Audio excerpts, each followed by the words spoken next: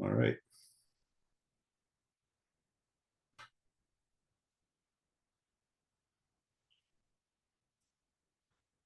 All right, I guess it's a good time to get started here.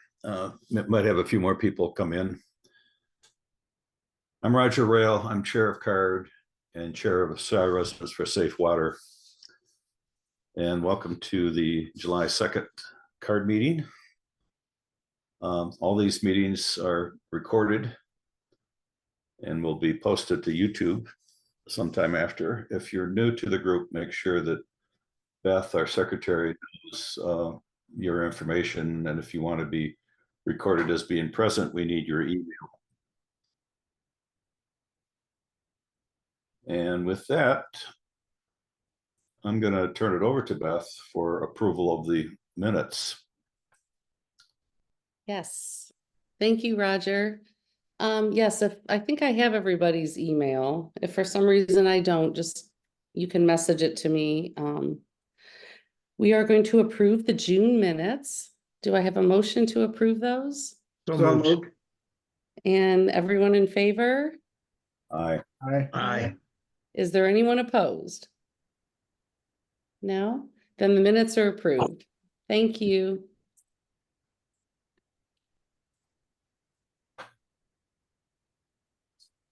I guess I'll take over at this point. I'm Jack Eaton. I'm the executive director of CARD, and I'm going to lead us through this agenda. I didn't see anybody from the EPA here. Am I correct in that? Okay. In that case, Georgia, do you have anything to update us from the Congresswoman's office? Hi, everyone. No, nothing in particular. Mostly figured this would be an especially great meeting for me to listen in on because I am pretty sick, so my voice sounds insane right now, but I am here and listening. I just don't have anything in particular to proactively report from the Congresswoman at this time. Thank you. Well, we hope you get well soon. I don't see Dan Bicknell here either. So is there anyone who has comments or questions about the EPA at this point? I'll have a couple of things to say in my update. Okay.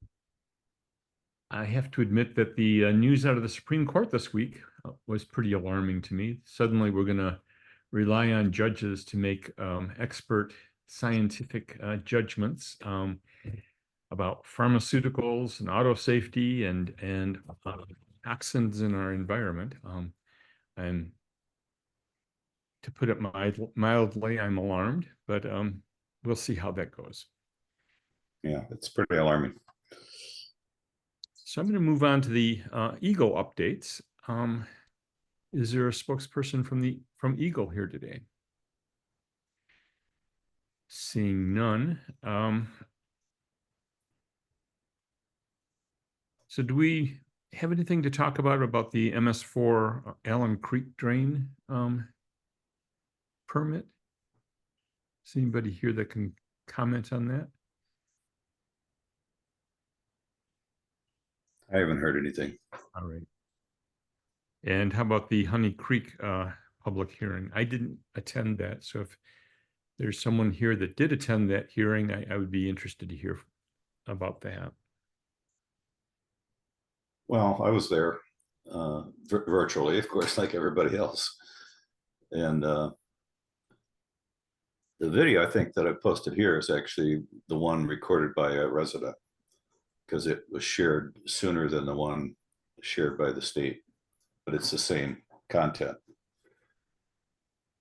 And it's basically going through the public meeting part of it. And then I made some comments or comments during the Q&A part of that. And I had to later on send those in as final comments before the June 30th deadline for the hearing part of it, for the comments, the hearing. And that was right after the Supreme Court ruling the week before. So I had I kind of worked that into it, where they overturned the Chevron ruling or something, and that made the courts, the judges, more powerful than the agencies who had all the information. So I made a comment saying, well, since the judges are more important than the agency, maybe EGLE should revert back to the administrative law judge's ruling that we had for 5 parts per billion daily maximum and 15 parts per billion, or no, 5 parts per billion monthly average and 15 parts per billion daily maximum, which would be tighter than what they ended up with in the permit thing. So you know, this is gonna it works both ways, Jack. If you have a good ruling from a local judge, you should be able to get better response than having the agencies weigh in on weaker standards. That's about it. Typically, an administrative law judge is somebody within the agency. Yeah. And they had the hearing and they listened to all the evidence. But what the Supreme Court did was take it out of the agency and put it into the federal court system, which is Well, that's true. Yeah. so I'm not sure that this is going to be a positive on that point either. Yeah, it was kind of a weak point anyway. Oh, I've got hands up. Go ahead, James. Yeah, Roger, and I haven't had a chance, and thank you for sharing information. I'm glad a video just exists of the hearing. I wasn't aware of that. You meant I was attending the meeting such as it was and gave comment. You mentioned the administrative law judge ruling, and at the 6:33 mark of the hearing, you mentioned that Russ Harding overruled the ALJ's decision. My question is, have all consent judgments been based on Russ Harding's decision or the administrative law judge? Can you answer that for me? It was only from the contested case that the administrative law judge ruled in. But as I'm showing you on the screen here now, this was issued after, well, let's see, this is not the right one. This is the earlier one, where it shows what the limits were going to be. I have to find the new one. But there was a bulletin issued after that to the public that said Gelman has agreed to, well, actually it was for the solution we had in place in '95 before Chuck Gelman took the cleanup back away from Kim Davis. It said that the company agreed to shoot for 0 to 3 parts per billion discharge levels. And when that got, when the company reneged on that and the permit came in at higher levels, actually it was the company that first contested the permit because they wanted to have the limits of 60 to 100 parts per billion. And then we contested the permit and got the 5 and 15. Mm-hmm. So that's what they want. That's the value that the administrative law judge ruled on. And before that got put into the permit, Russ Harding doubled those figures to 10 and 30. And in the intervening years, they got tightened back down to 7 and 22. So, but that was when the cleanup standard was 85. So Okay. With the cleanup standard being, retightened partially to 7.2, we think that those values should be tightened accordingly. And they aren't in the consent decree? I'm sorry? And they aren't in the consent, in the current, in the They're third not, and fourth no, consent it's decrees? still 7 and 22 or 30 or Yeah, 7-22 is what it is right now. So, yeah, that's the major contention with that, is that they're still using the values that were set when the 85 parts per billion was Michigan's cleanup standard. All right. Thank you, Thank you. James. Go ahead, Kathy. Okay, I was there, and one of the things that I found interesting was that 2 or 3 of the commentators asked that EGLE take a stronger position in requiring Gelman to do more with improving their cleanup before the discharge of the partially cleaned water into Honey Creek. And EGLE made the comment that they have never dictated the type of filtration or other method that Gelman had to use. And I thought that was very interesting. I didn't realize they had taken essentially a passive role in letting Gelman determine exactly how much filtration is going to occur and what method they're going to use to get it. Well, that's always been the case, though. Yeah, I never really realized it until we were in this hearing.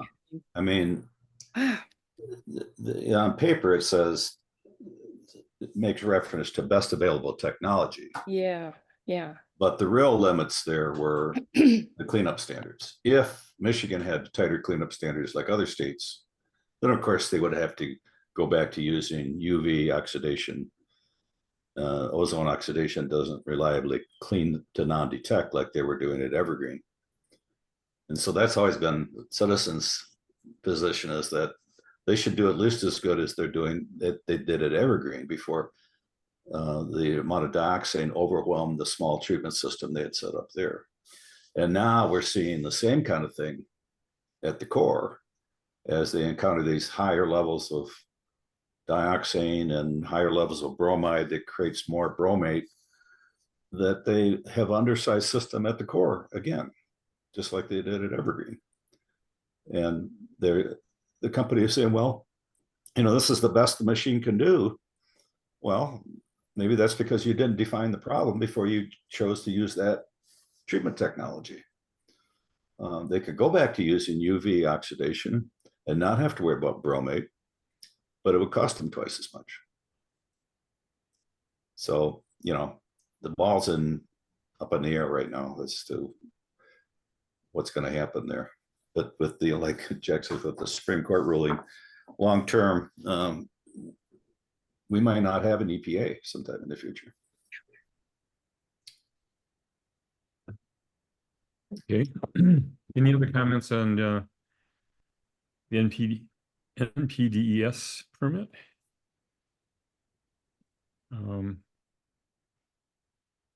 We don't have anybody here to talk about wet basements, or to update us on the rockworks. Although I think Roger will probably mention that in his update at the end of the meeting. Well, actually, I covered it last month, but there's a video on last month's that I found by Rockworks for their Rockware. The Rockware Corporation has the Rockware's modeling product, and they use the Gelman site in marketing. And what they have is a set of images and videos that shows the plume over time using the Rockworks model. And if you go back to that link in the prior chair update from June, you'll see that they're using a year. Every year they show what the model shows the plume would be. But since there's a lot of years with not a lot of good data, the plume size jumps around and disappears and reappears, which is not, of course, what reality does. So the Rockworks model is only as good as the amount of data it has and the parameters that are used to do it. So I'd encourage people to look at that. The features that are in Rockworks are pretty substantial. And from that video, you can see there are features that EGLE doesn't share with us, or maybe they haven't paid for. So they can't share it with it because they don't have it. Or maybe there's not enough data to do that kind of full modeling. But, you know, it was better than what we've seen. In other words, we got a better picture of Gelman's site from Rockworks marketing than we did through the agency. And there's probably a good explanation for that, but just it just pays, there's a lesson there to pay attention to what's going on and do some digging on your own to find information that you wouldn't get otherwise. So I don't know, I'm interested in, I haven't heard any feedback from EGLE as to, have they had any thoughts about that since the June meeting? Well, that's why I left it on the agenda. We'll see when if they answer. And just for point of clarity, that was kind of what I was getting at. It would have been nice to have an EGLE representative here just so that we could ask them about the issues that you raised about the potential for the Rockworks modeling. So, yeah, and the limitations, you know, because if you look at that video, that's not very reassuring to see plumes fluctuate like that, you know, without some. Because you know it's not fluctuating like that in real life. It's the model is only as good as the data that it is. Okay, then I'm going to move on to the local governmental units. Yusuf is here today. Yusuf, do you have an update for us? Sure. I am in the car, so I am not on camera. Apologies about that, but it's good to hear everybody's voice. I know that Kristen should be on and has an update. I just wanted to say I was not able to be at the last meeting because I thought it was at 6, but it was at 10. So sorry I missed it. But I wanted to update everybody that earlier in the spring, Dan probably already updated you on all this as well, but I just wanted to say it too, that I did work with, Dan reached out to me to ask that I submit a letter on the EPA Superfund process in support of it, and speaking to the general necessity of having the EPA's involvement in our community. And so I worked with, I drafted a letter based on some of the points that Dan had sent me, and reached out to my colleagues, ended up getting all of my colleagues, with the exception of Commissioners Sanders and Light, sign on. So there were ultimately 7 of us signed on to the letter that I submitted during the comment period. I believe it was end of April, maybe early May. I think it was end of April. So yeah, so that happened. In terms of other updates, like I said, I know Kristen has some. I don't have any legal updates for you at this point. My understanding is things have been pretty quiet, but I did also reach out to Michelle earlier today. Have not heard back yet, but if I do hear back during the call, I will update you all on what I hear. So with that, happy to take any questions or turn it over to Kristen if she's on. Any questions or comments for our favorite county commissioner? Thanks for the update. I guess I was unaware that there was a pro Gelman faction on the county board. Anyways, moving along. Yeah, I mean, we sent the letter out to everybody and asked for folks to sign on, and obviously 6 of my colleagues responded. So. Yep. Good for them. All right, I'm gonna turn this over to Kristen now. Do you have updates for us? She does. I got your comments here reformatted into the slide. That's all right? Okay, great. Thanks. So you can listen to me read them. This is Kristen Schweikofer from the Washtenaw County Health Department, everyone. Hi, nice to see everyone virtually. So every year we contract with the Department of Environment, Great Lakes and Energy as part of their long-term monitoring program for different water contaminations. Locally, Gelman and the 1,4-dioxane is our biggest sampling effort, but we do have others that we do. So this year we planned to sample about 163 homes, and we were able to sample 153 of those. We had some declinations and some didn't have water turned on, and we weren't able to, reach anyone at the time of our site visits. And we usually go back multiple times over the course of a week. They get a letter ahead of time, so they know we're coming.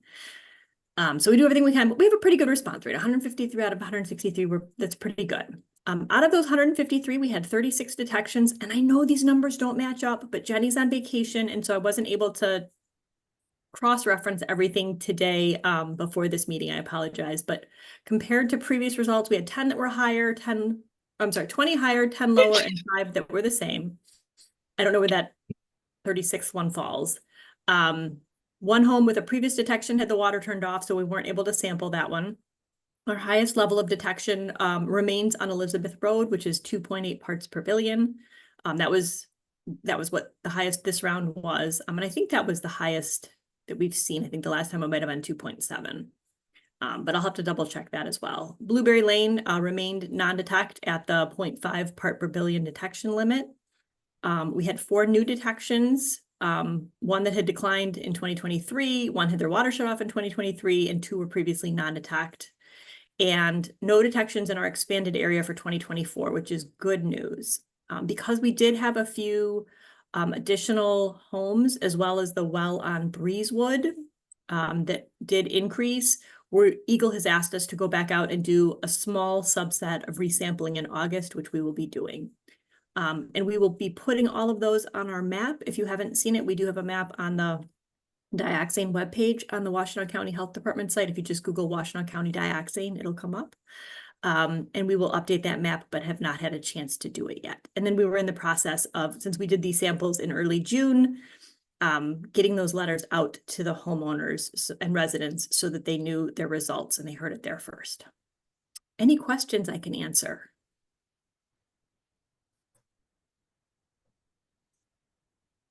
Yeah, I have one. All right, lay it on me. Just clarification. I know you said earlier before we started recording that you can't share the details, the specific addresses and amount levels until you're sure that the homeowner got the results first. So I understand that. But I was trying to figure out if these 4 new detections, are they part of the 36? I believe so, yes. Okay, so.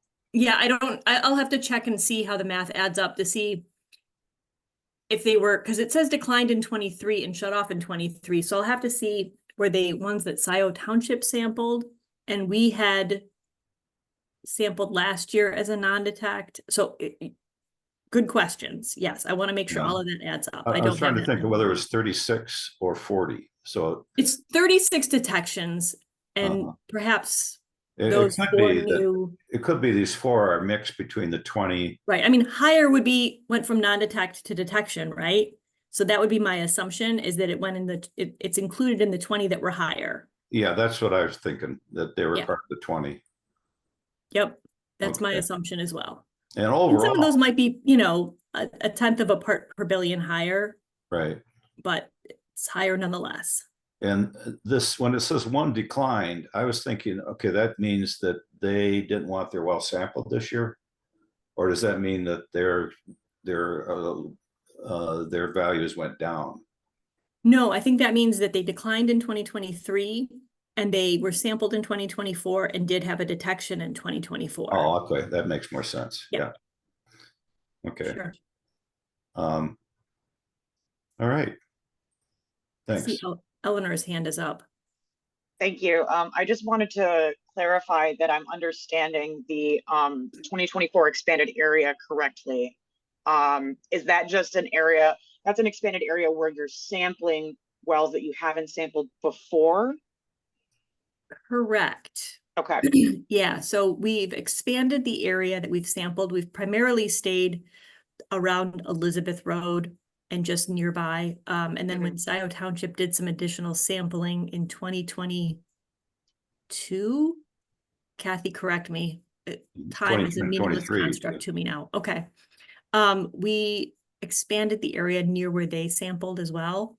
Okay. And so our rubric is anytime there is a detection, we usually sample 1,000 feet around it. So we kind of draw a circle around any detection and see any other residential wells in that 1,000 feet. So it looks something like this, right? Yes. Something like Awesome. that. Thank you. Yeah. And is the, I know you don't have the precise data for the 2024 sampling you just did. Is the more precise data like location and detection for previous years? Is that available somewhere online? It will be, it okay. gets uploaded to the EGLE site. Okay. But Eleanor, if you want to just email me and remind me to send you information so that you can finish your story, I'm happy to do that. No, that works. Thank you. I was just, Yeah, it would be interesting to like put it all on a graph and watch them, how they changed. And now that this has been going on for a few years, you know? Well, I have these, you know, these are the ones that I have from the township and from EGLE. So I have a table of this if you need it, but it's my understanding that this is not yet in the EGLE's Gelman database as of the end of 2023.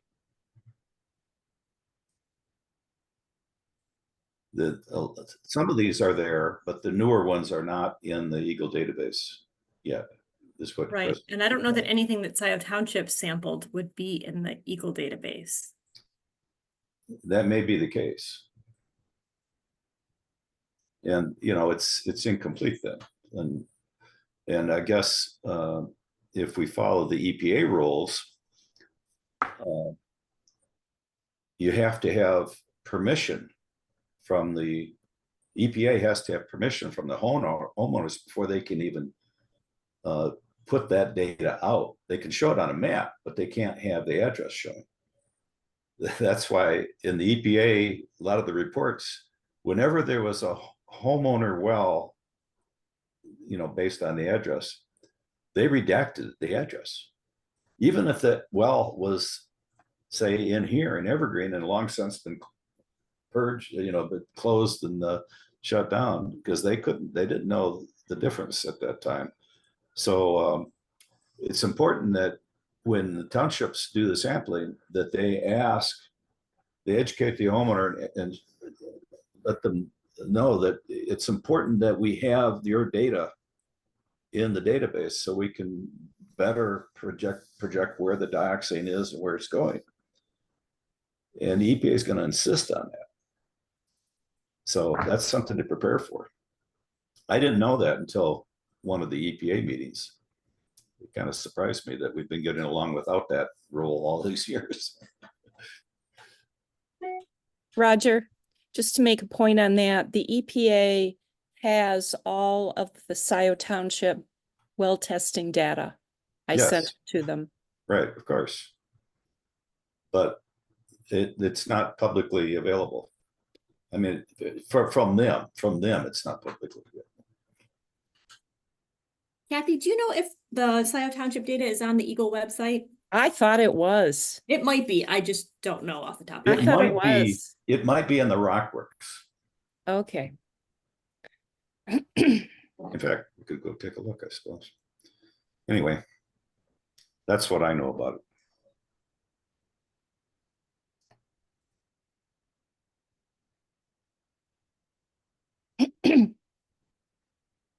Alrighty, I think that we're going to move on to Ann Arbor Township. Is there a representative here from the township? Yeah, hi, Diane O'Connell. So we don't have anything new to report. We did make our public comment with NPDES, but nothing new that we can report now. Thanks. Well, thank you. And the one well on in Ann Arbor Township that had the higher levels in the past, is still non-detect now. Yes, yes, that's correct. Right. Very good.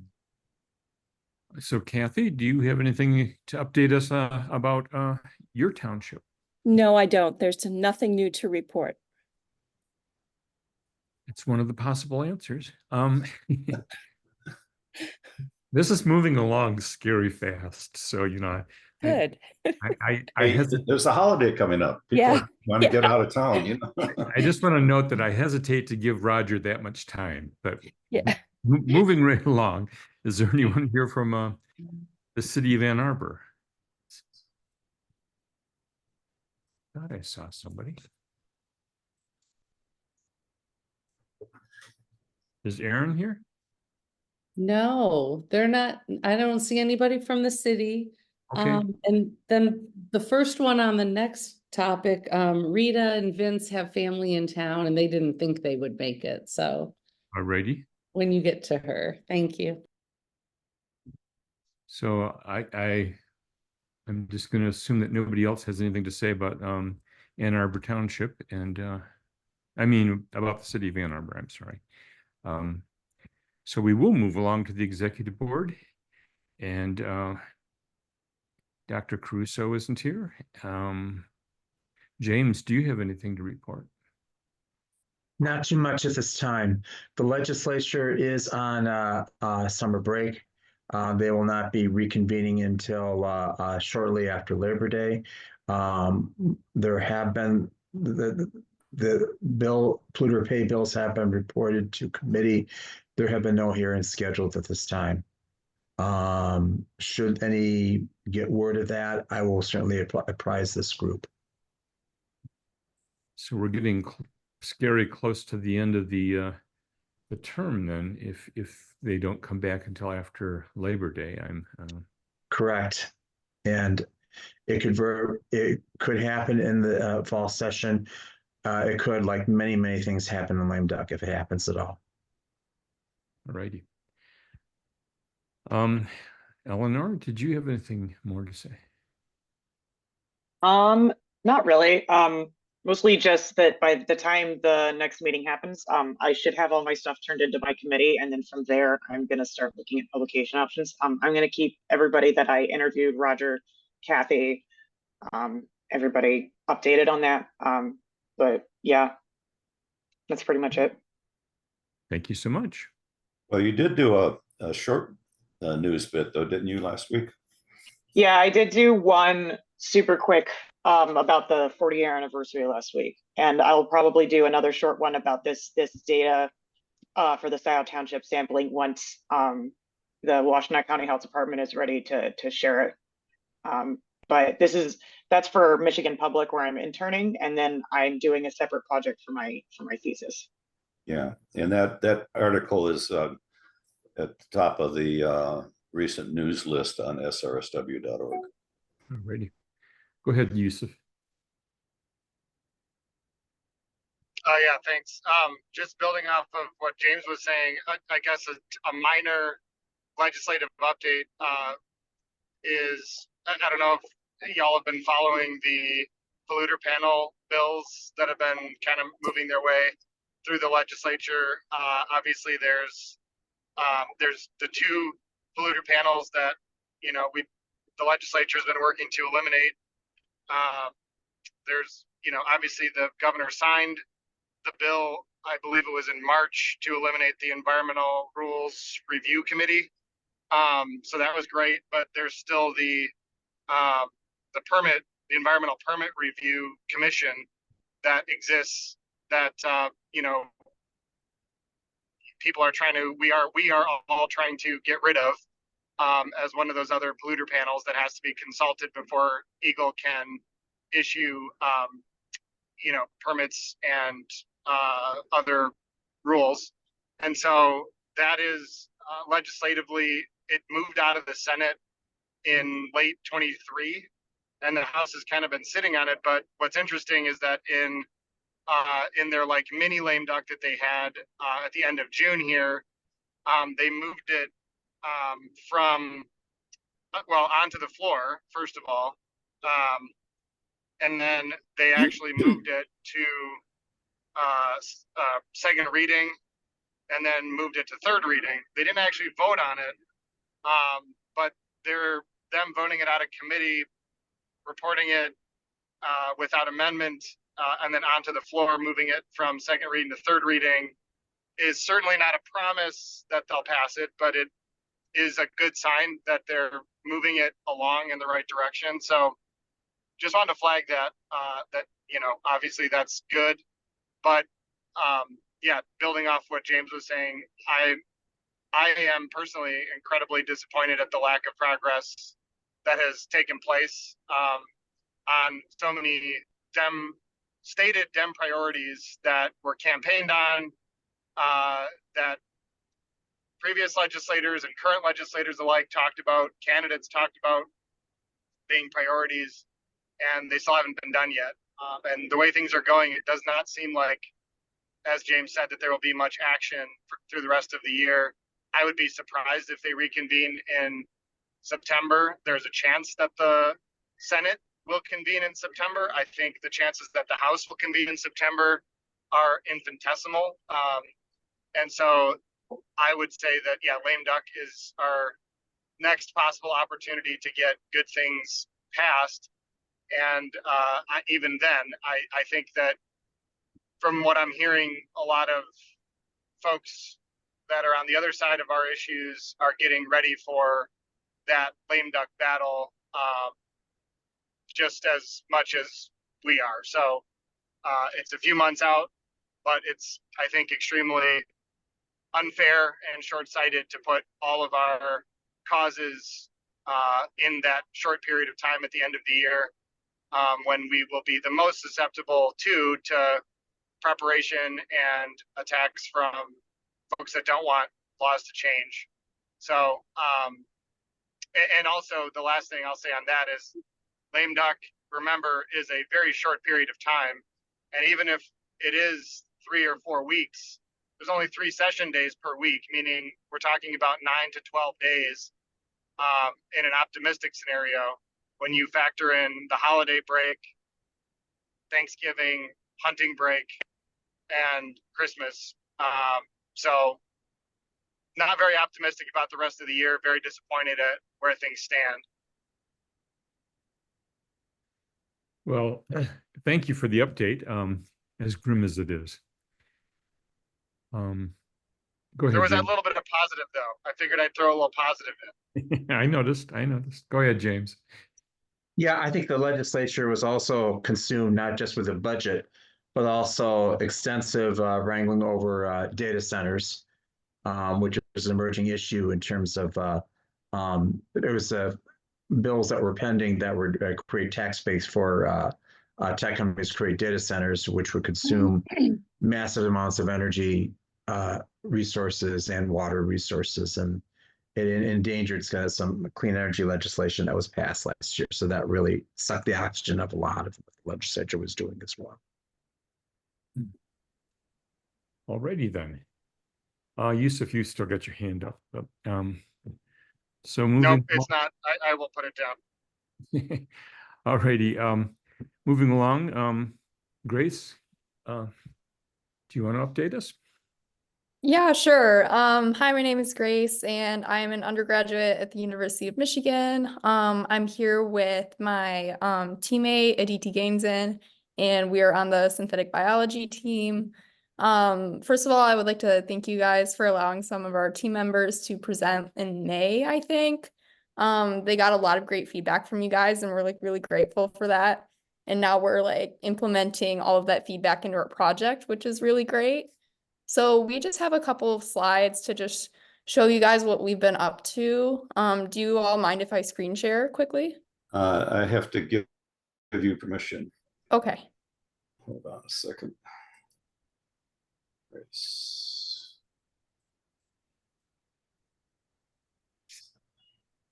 This is one that's good that we don't have too many people on the screen so I can find you more quickly. Co-host. You should be able to share your screen now once I stop sharing mine. Okay. Okay, I got it. Thank you. Okay.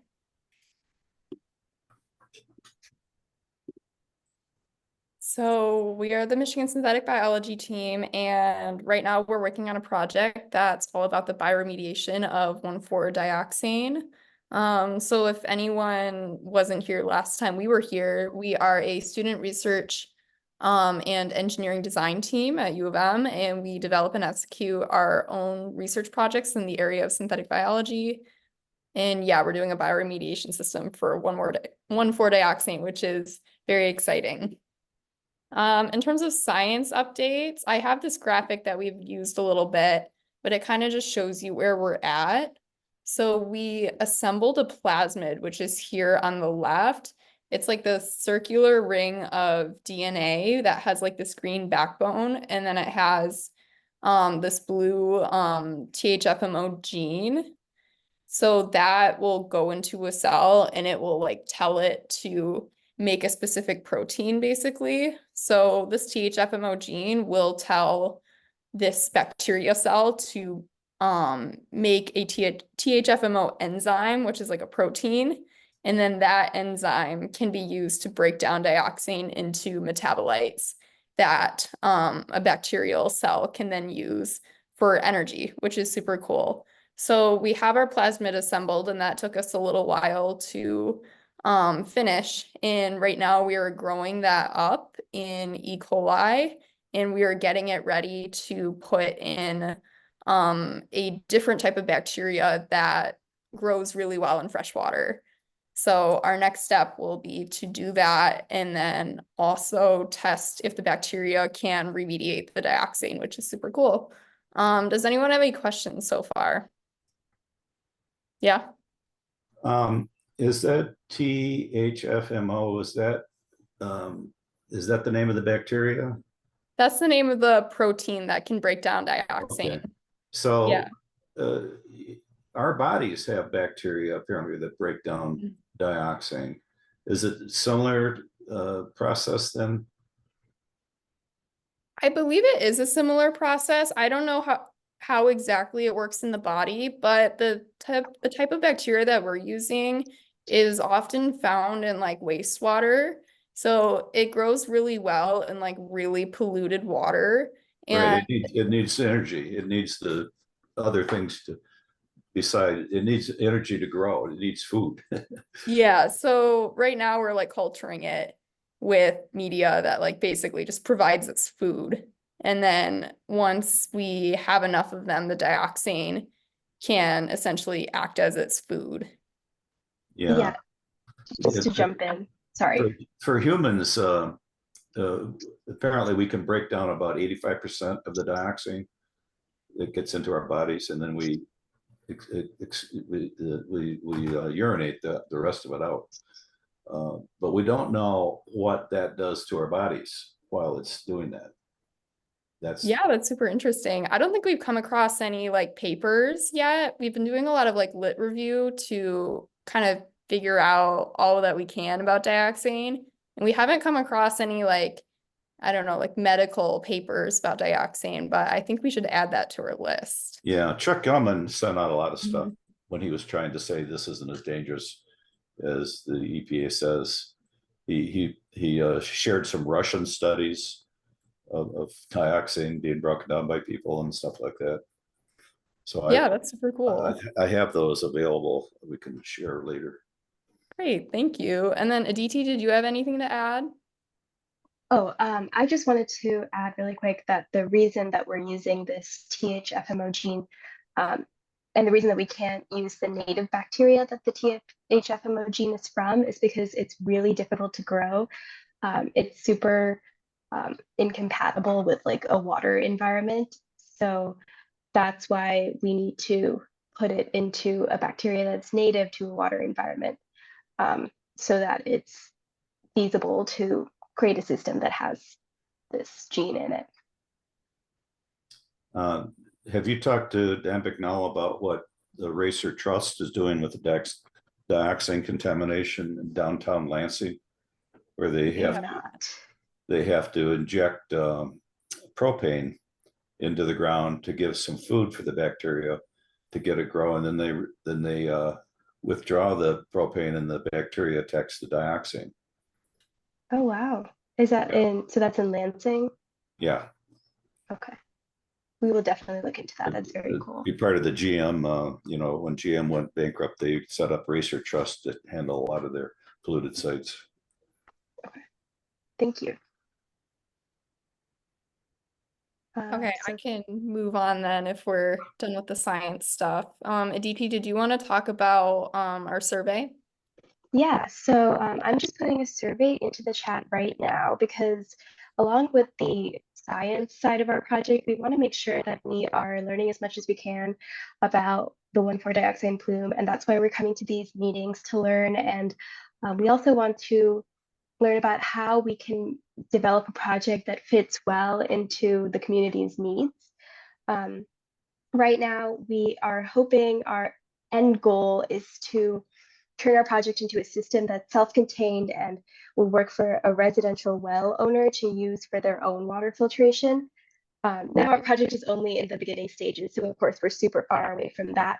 But this survey asks a little bit about one, residents' attitudes towards 1,4-dioxane, and then two, thoughts about this ideal system.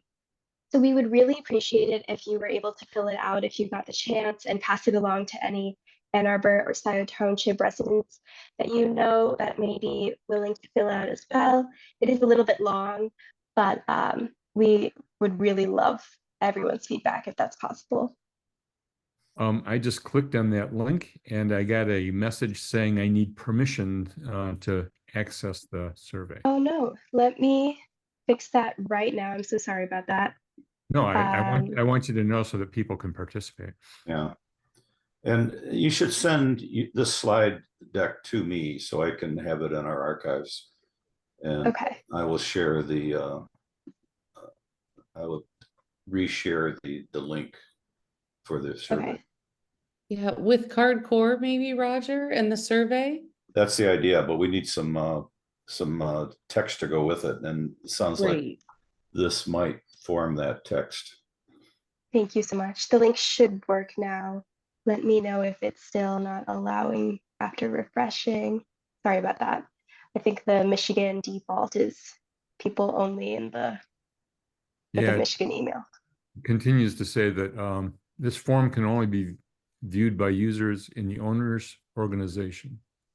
Oh. Okay, well, you know what I can do is you send me the form, I can clone it. Okay, that would be awesome. I will try to fix that if I can on our side, if it's possible. Yeah.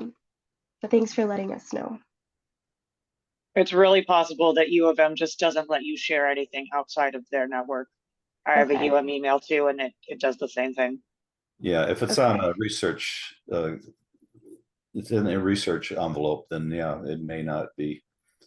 But you can just have another version of it that's outside that. Okay.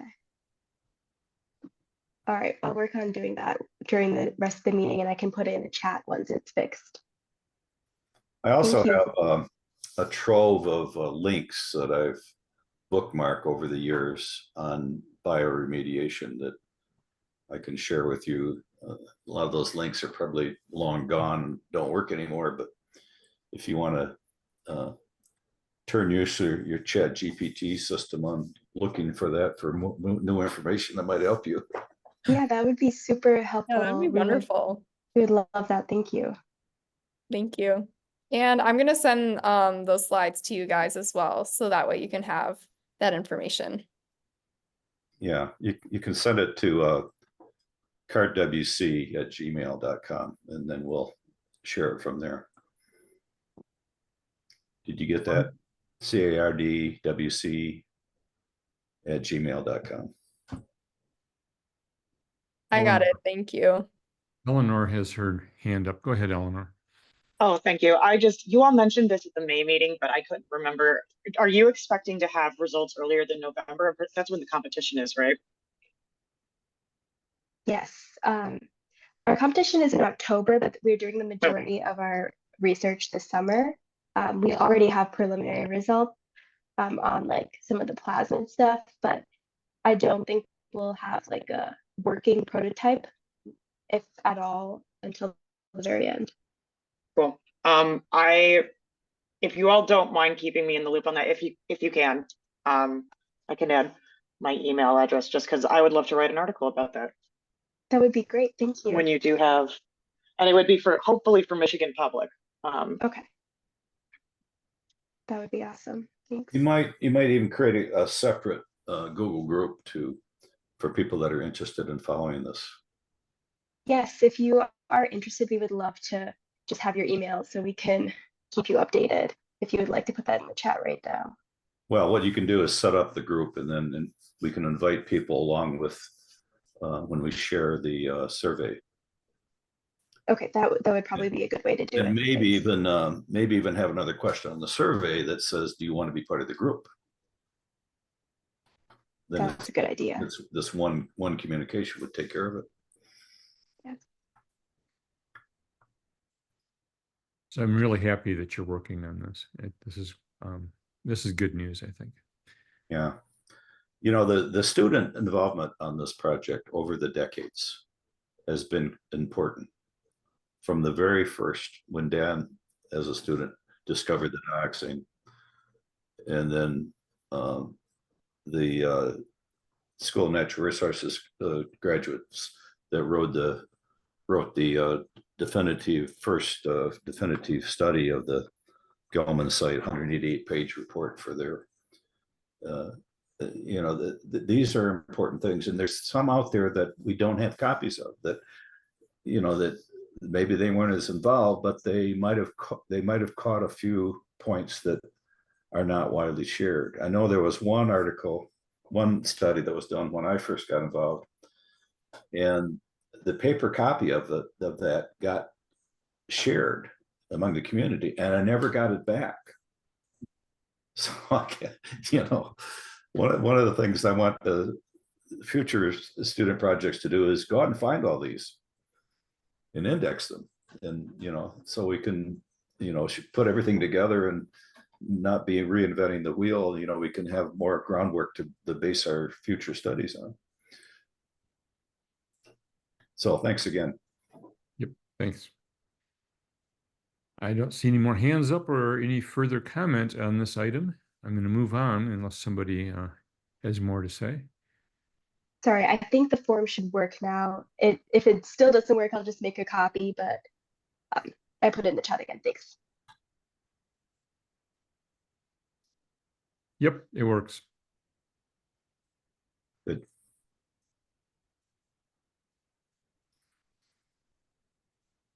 Very good. Thank you.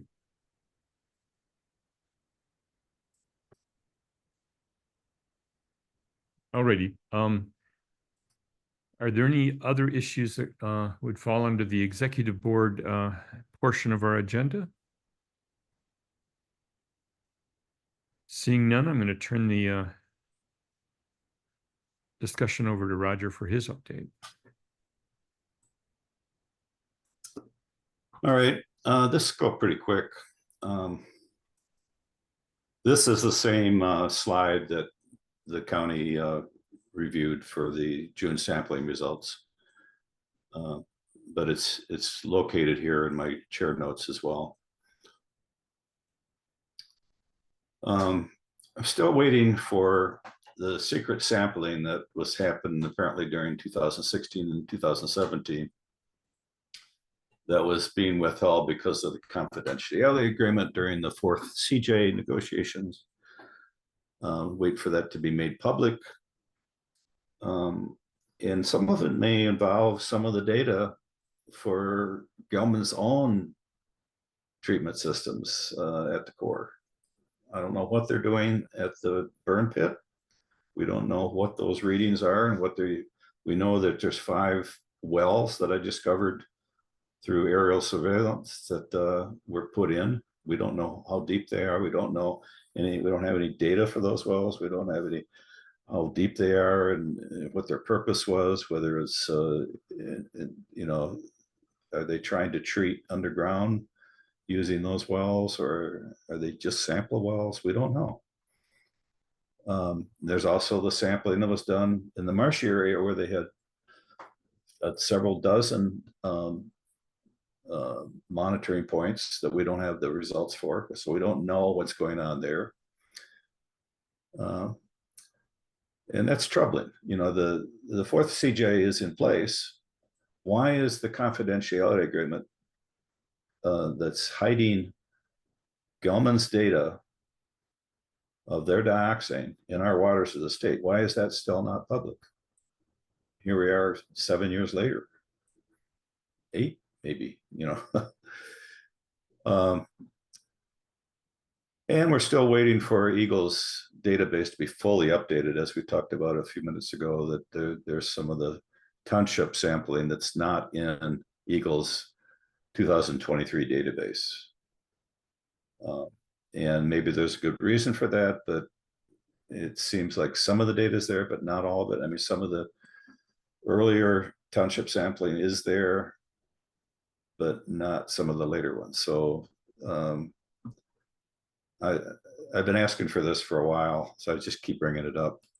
Then I went on as part of the these meetings about the NPDS. There was some links to documents, and one of the things that's always different is when they have exhibits for why they made a decision. These documents get renamed. They don't have the same names they had when they were first shared years ago. That happens with the EPA documents too. So one of the things I did is I searched first the EGLE website that you can get to from srsw.org. If you go to srsw.org and go to the EGLE website,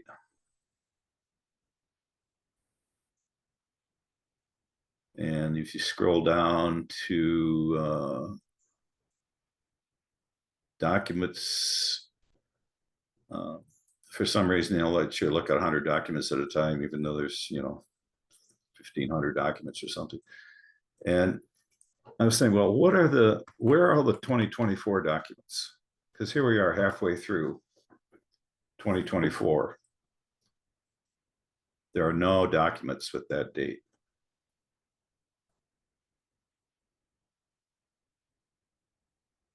I'm a little concerned about that. That we used to get updates from DEQ monthly with a list of all the documents that they've been considering for that month. And we got a packet of material, the actual physical copy of the materials for 5 or 6 repository locations.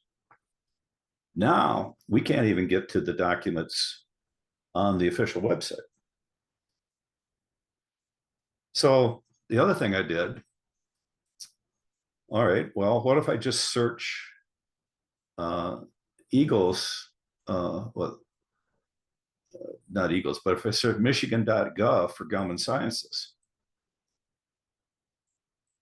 And the same thing happened. There are no documents relating to Gelman Sciences on michigan.gov. Now, that seems a little strange to me. With all the stuff that's going on at EGLE, there's other departments that have Gelman Sciences, you know, maybe 1 or 2 hits, but it just seemed strange that 2024 is like nothing about Gelman, and I don't know why that is.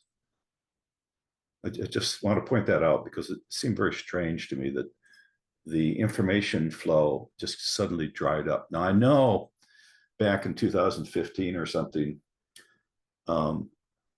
when EGLE was trying to get Gelman to open up their database that was closed since 2011, when I pointed out that there was differences between the old database and the new database. And the Gelman lawyer wrote back this letter that said, well, if you're going to actually look at the data, then we're going to cut you off from the database. And that's what they did. So in the intervening years, EGLE has had to recreate the Gelman database that's been shared all these years, month by month, from an Excel file that they get from Gelman. And yet, that process is slow. And of course, now there's other sources of information besides from Gelman, because we have townships and, doing their own sampling, and EGLE's doing sampling through the county. And that data has to get put into the database too. And of course, at the same time, EGLE was converting to the Rockwork system. So maybe the Rockwork system is more up to date, but again, not all the identifiers are the same between the two systems. So it gets really complicated for continuity when I want to be able to update, for instance, my Google Earth mashups. I can't get all the data at one time. And that makes it hard to share what's really going on with the public.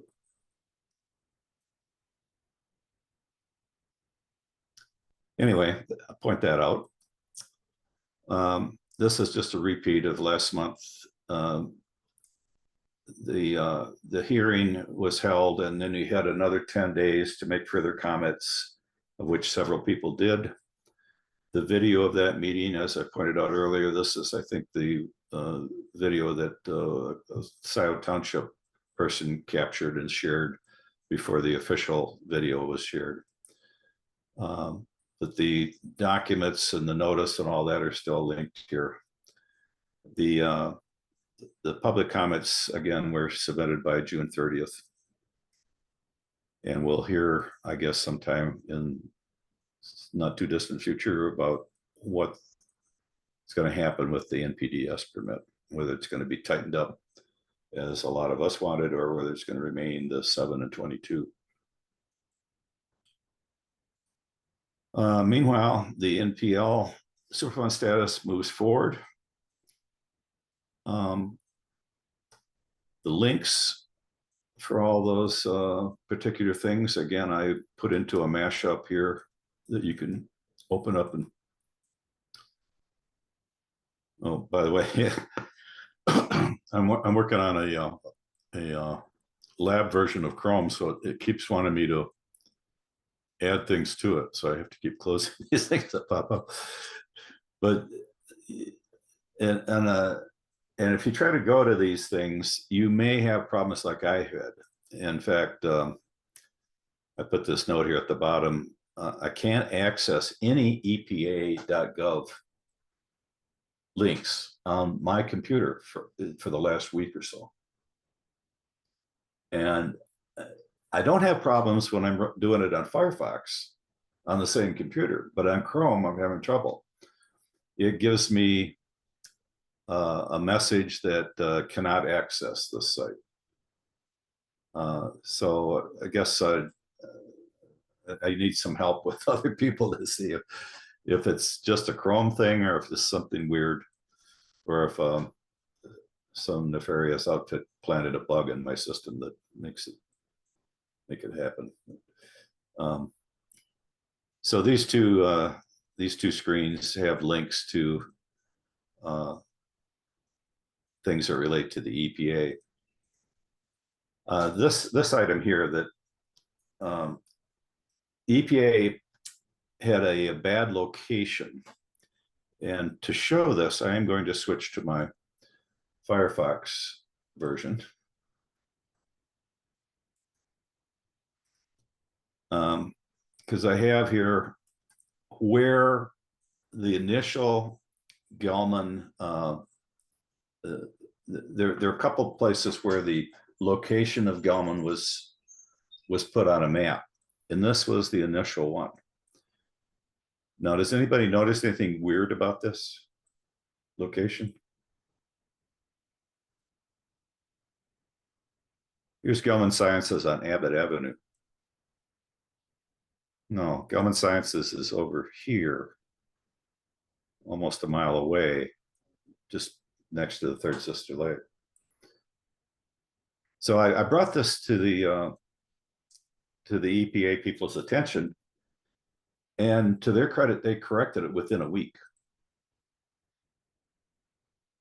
And now it's uncorrected again. And I think I know why.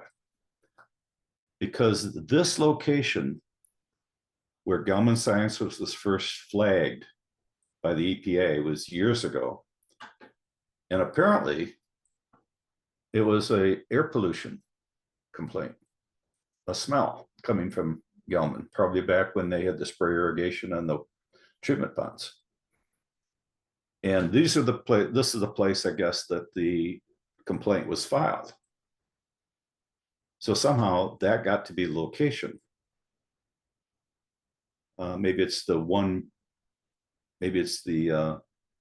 1 mile boundary from the site in that direction, because that's where the prevailing wind goes. Anyway, that's a mystery to me, why it jumped back to this location. And then some of the other ones had the same thing, like this one shows it on Jackson Avenue. It's a little closer, but still not the right place. Again, this is the old address, so this might have been an old complaint. And then this one, even on Firefox, the link didn't work. So these are the links that were in this, some of these documents that show on these two screens here. So there's some loose ends there that it's got to be a problem for an agency when you have years and years of complaints. And if you try to go back and correct the location of where that facility really is, it might be hard to undo that after all these years. And we understand that. But I don't want people to go to these locations and say, I don't want this neighborhood to be the center of a Superfund site. That's not where the problem is. The problem is back here,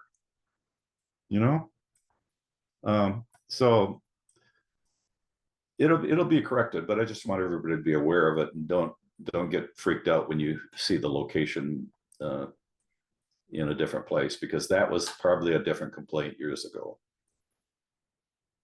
And we were warned about, EPA takes time to get through these things, and they have some excuse to do it this time because this is an old problem, and that there's different parts of EPA involved, and so that's pretty much what I have, I think. Here, let's see, anything else? No, that's it. Any questions, comments, observations?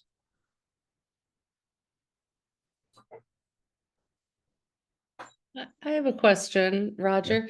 Do you know if that house on Jackson where they were drinking the dioxane close to that furniture store across from the Carlisle kind of, do we know if we followed that family? And I think they found another place to live, but that problem was solved like the next day.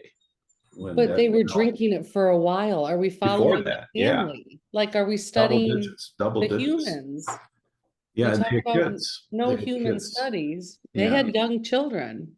Yeah, somehow the people that work there, I think this is the house, if I remember correctly. Yeah. But there's often businesses there too. Mm-hmm. I just didn't know if are we following that family? Like we say there's no human studies ever, but no one's ever tried to get human studies. And how long were those children drinking formula with that water, dioxane water? And I mean, I don't know all the details, but I just throwing it out there. Yeah, I don't know. And that'd be a good question for county health department, because they end up getting hooked up to water. The business here did not want to hook up to city water. So they were probably drinking bottled water all those years, but they somehow that message did not get transferred to the people in the house that was rented. My furniture repair guy was there. Yeah. Yeah. He And repaired a So the chair. employees here knew not to drink the water, but somehow the family didn't get that message. Roger, I Yeah, actually think the location is further to the west. What, further to the west? Um, Yeah, it's probably here. Well, let's see, what was it? 5,005? I was gonna look it up. 5,015, 5,005, something like that. See where the stream crosses Jackson right there in the middle of your screen? I should know this by heart. Yeah, I think that's where it is. Yep. Yeah. Mm-hmm. Yeah, that's it. My bad. Yeah, it's a pretty big parcel. And the house itself is up. Right. Does it even show?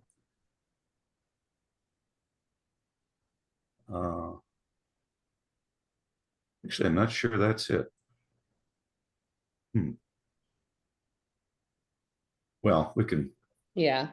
We Well, can I just was correct that curious if anyone ever heard, because that was three years ago, or Yeah, I don't think it was 5,005 because this is a monitoring.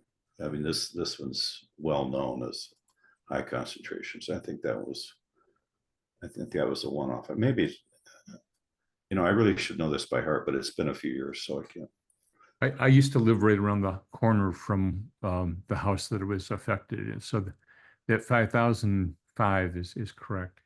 It is? Okay. Yeah, there are a couple of industrial facilities there and a little house as well.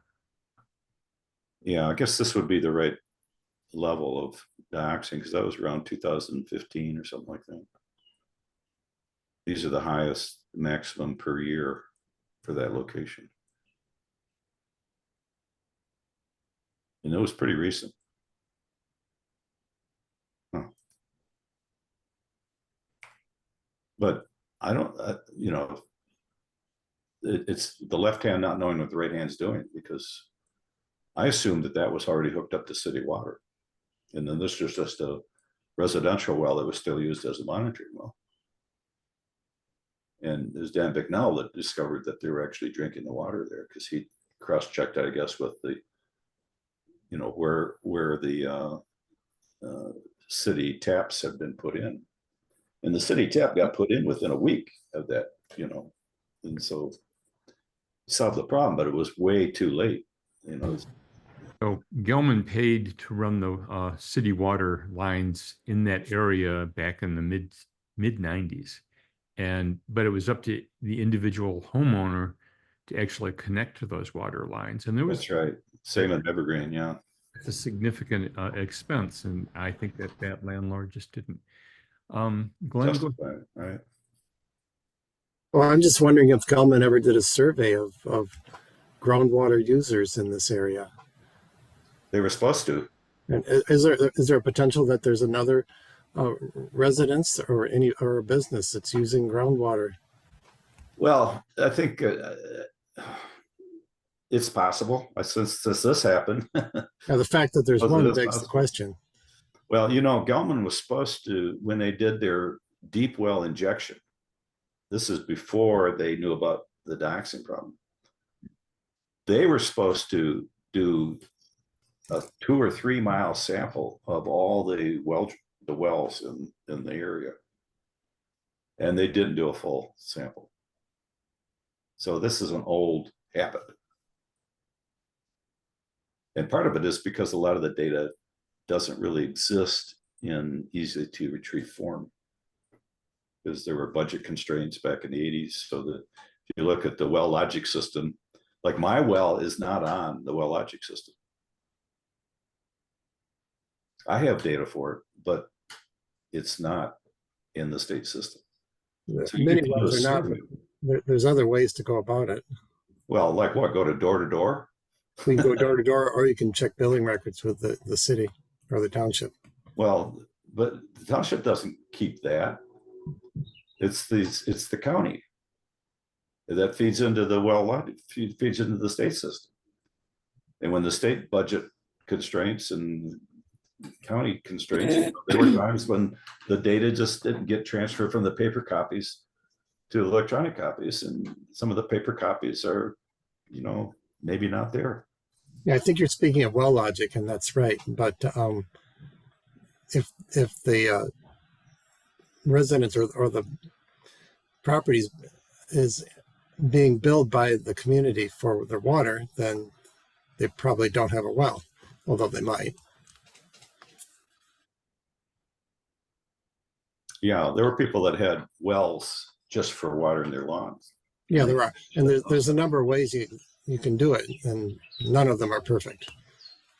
Go to all the well drillers and ask them if they have any data, any well logs that aren't in the state system, but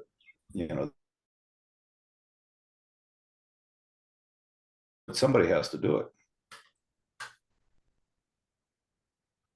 Gelman, but Yeah, well, they didn't even monitor around their line treatment plants. If they'd done that, they wouldn't have had to do all this other stuff. Beth, were you going to say something? No, do you remember my well that was supposed to be sealed? And I mean, I wasn't drinking from it, but there were a lot in my neighborhood that weren't sealed and are not sealed to this day. That's right. Who's going to say something about it? And I thought, if it's the end of the world, at least I'd have some water. Even if there's dioxane in it. So I didn't say anything. Well, you weren't there when it was plugged either, though, right? No. But you and I, remember we tried to see how deep it was. Yeah. We put a little weight down there. Yeah, because again, there was no records for it. So yeah. I would have asked Dan Hamill to come test it for me just for fun, but I miss Dan. Yeah. It may be plugged in the bottom part of it. We don't know. We don't know. Yeah. Certainly not plugged all the way down. Yeah. Is there anything to stop a landowner from putting in a new well? Yes. Well, in the eastern part, the prohibition zone over here. Right, but out here is not in the prohibition zone. Right. I think the well drillers know not to do that. Oh. I would hope. Is Kristen still on? Maybe she knows. Yeah, so any well drilled in Washtenaw County has to get a permit from the health department. So all of those go through our office and we cross-reference whether it's in the prohibition zone or whether there's nearby known detections. And then we would provide counseling advice, where they may want to drill with steel casing and do some additional items to try and find an aquifer that's not impacted. Yeah. But having a permit isn't the same thing as having the actual well information. So we get copies of all well information. All well drillers are required to report that to us. So every permit that's fulfilled should have a well log record. Correct. What about the dozens of wells that Gelman got a permit for that are part of that secret sampling? Right. No, we don't have those, and we have contacted them multiple times. So the enforcement of that is done by who?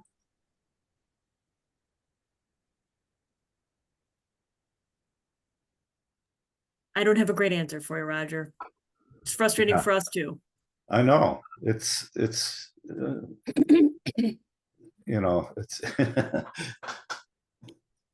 we there's a lot we don't know that we should know, because there were permits issued for those monitoring locations and we don't have the well logs and we don't have the sampling from those locations. Now, some people in the negotiations may have seen that stuff, and if the confidentiality agreement is still in effect, I suppose they can't share that information.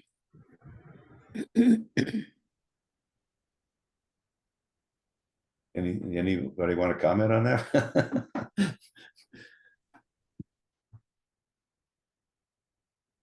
John Reiser still on? I was going to ask him because he used to work for the city. Anyway, I have one more thing to show here. This is when I put in some. Let me make this a little wider here so you can see. So these hits here are where the bullets ones are the ones the township did, and then the orange donuts are the ones EGLE followed up with a year or so later. And this is the one hit in Ann Arbor Township, and that Breezewood Court over here, that one hit, and of course all the handful that Elizabeth that had 1 to 4 parts per billion all these years, and then this one hit it next to the KFC property. But what I did is I took the I just did a 1,000-foot sample around all of these. And then drew a outline around it, approximate. So that's what you see. This boundary here is about 1,000 feet away from where all the hits have been. And I'm going to compare that to the map that EGLE shared for the 2024 sampling. And those are the blue shaded areas. So the blue shaded areas match up somewhat with this 1,000-foot boundary. But of course, it doesn't get them all. Let me get rid of this. I don't need this anymore. Shrink this down. So if we go to the, we see where the wells in Scioto Township. Here are the wells in Scioto Township. So I'll blink this on and off so you can see the outline, the 1,000-foot outline and the blue outline. You can get an idea how many more wells might have to be sampled to really be within 1,000 feet of where hits occurred before.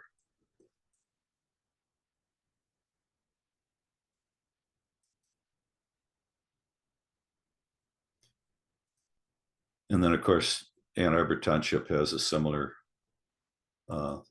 set of wells that are,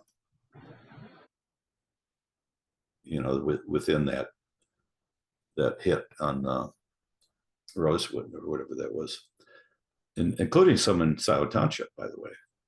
So, this donut here, these wells probably should be sampled because they're close enough to the Ann Arbor Township wells. And I don't know if those were actually included because, it's a different township. Do you know, Kristen, if that's true? Whether that? I'm sorry, can you repeat the question, Roger? Yeah, here's the 1,000-foot boundary for this well here on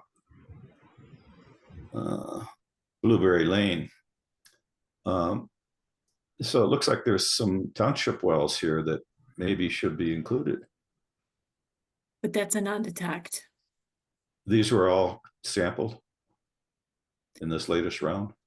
No, because it's non-detect through, it's been non-detect the last 3 years. I think that EGLE has sampled it. Yeah. And But Scioto didn't you Township say you were sampling all wells within 1,000 feet of hits? of our detections, right? So of things that the EGLE lab has detected. Okay. And the EGLE lab has never had a positive hit on that well. Okay. So it didn't happen. We haven't been able to verify it. Yeah. So there could have been a slug of dioxin and moved through here. 9 parts per billion went down to 1.9 and then went to non-detect. We don't know what happened, but yeah, we don't know we haven't, but the EGLE lab has never had a detection at that location. Right. But the township did. It was not only, it wasn't a minor detection, it was above the 7.2. They went on, gave water to those people. Right. And I saw the quality assurance data from the lab, and I had a lot of questions. Yeah. So, and it's good they kept sampling it, but Yep. And we'll continue to sample it. And I think the township sampled, Ann Arbor Township anyway, sampled around this location. I believe so. They Yeah. didn't have any other detections. And It's a lower detection limit. And it's only, you know, maybe within 500 feet of Ann Arbor, of Scioto Township. Maybe these are 500 feet away. So I don't know. It just seems like once in a while, maybe all of these should be sampled. In fact, we were asking for, instead of 1,000 feet, that the company pay for anything within a half mile. And then we're talking about pretty much this whole area. Because they didn't sample for 20 years in their online treatment ponds, they now should be sampling all the township wells within a half mile where hits are. That's our position on this.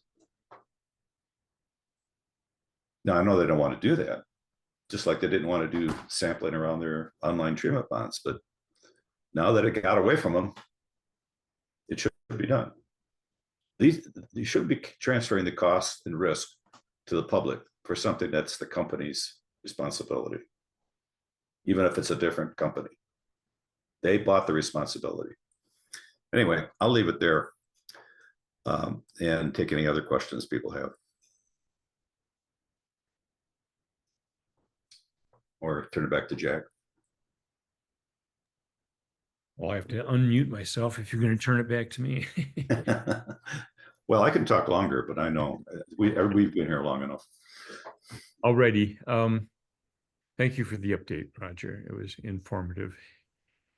Are there any non-agenda items that anyone wants to raise at this point in the meeting? Seeing no hands, I'm going to conclude this meeting with a reminder that our next meeting is August 6th at 6 p.m. Thanks, everybody. Thanks. Thank you. Bye. Have a good holiday, everybody. You too. You too. Celebrate our independence from the King of England. No comment.